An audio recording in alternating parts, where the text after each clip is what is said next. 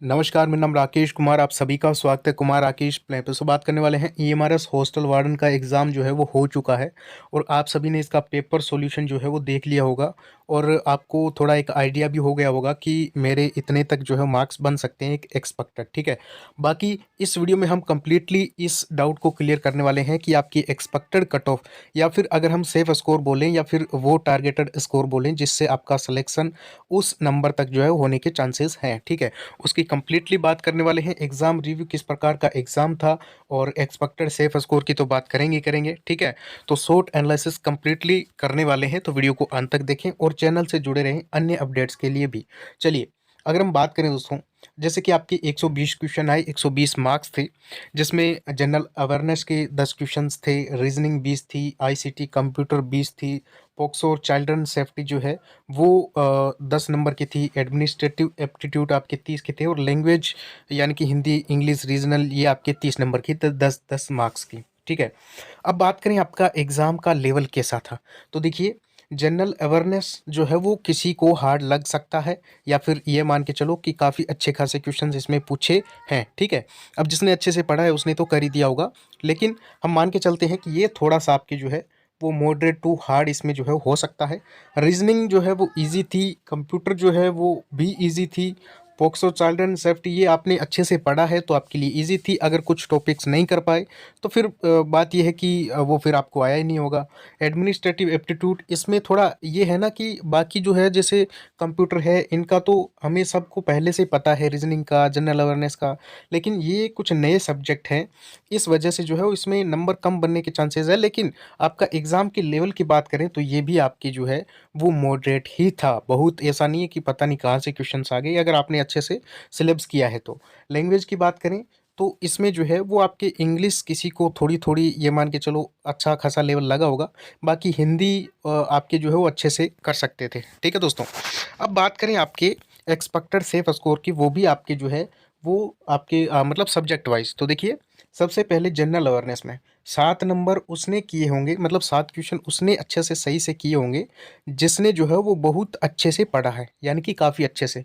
और उसमें भी मैं बात करूँ नेगेटिव मार्किंग की, तो अगर उसने 2 क्वेश्चन भी अगर गलत कर दिए, तो वहाँ पे नेगेटिव मार्किंग का इफ़ेक्ट पड़ेगा, ठीक है? तो ये जो 7 है, वो मैंने आपको बताया है कि सीधा 7, बाकी 3 अगर नेगेटिव किए हैं, तो भी कोई दिक्कत नहीं है। तो कुल मिला के इस 7 को आप 6 कर सकते हो, ठीक है?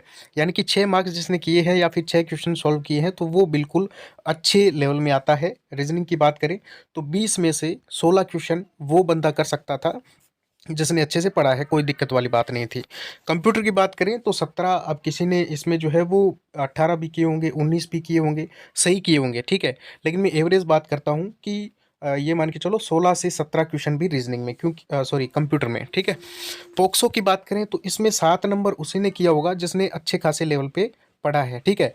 तो इसमें जो है वो 7 नंबर का कर सकते थे और एडमिनिस्ट्रेटिव एप्टीट्यूड में 20 से 25, यानी कि इसमें थोड़ा-सा फ़र्क रहेगा पर कैंडिडेट के हिसाब से। अब किसी ने इसमें 15 भी सही किए होंगे और किसी ने इसमें जो है वो 27-28 भी किए होंगे जिसने काफ़ी अच्छे से इसको रटा है, ठीक है? तो बात यहाँ पे एक एवरेज मार्क्स की हो रही है। उसके बाद में लैंग्वेज की बात करें तो 18 से 20 क्वेश्चन इसमें जो है वो आसानी से कर सकते थे। नेगेटिव मार्किंग अब इसमें है, तो अपने जितने भी बन रहे हैं ये मान के चलो, अगर किसी ने लगभग ये मान के चलो एवरेज अटेम्प्ट अपने 100 प्लस हैं, ठीक है? सभी के सभी ने 100 प्लस किए हैं। उसमें अब जो है वो नेगेटिव आपके जो किए हैं उसमें नेगेटिव मार्किंग होगी, तो उससे काफ़ी फ़र्क पड़ेगा, ठीक है? आगे बात करेंगे कंप्लीटली।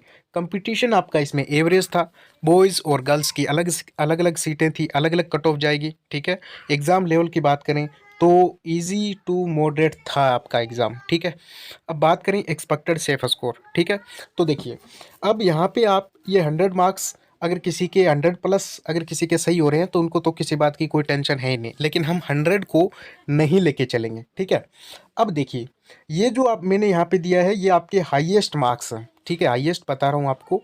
बाकी यूआर में आप ये मान के चलिए कि जो जनरल कैटेगरी है उसमें आपके जो है वो अगर 90 आ रहे हैं या फिर 90 सही हो जाते हैं तो आपका सिलेक्शन सुनिश्चित है, ठीक है?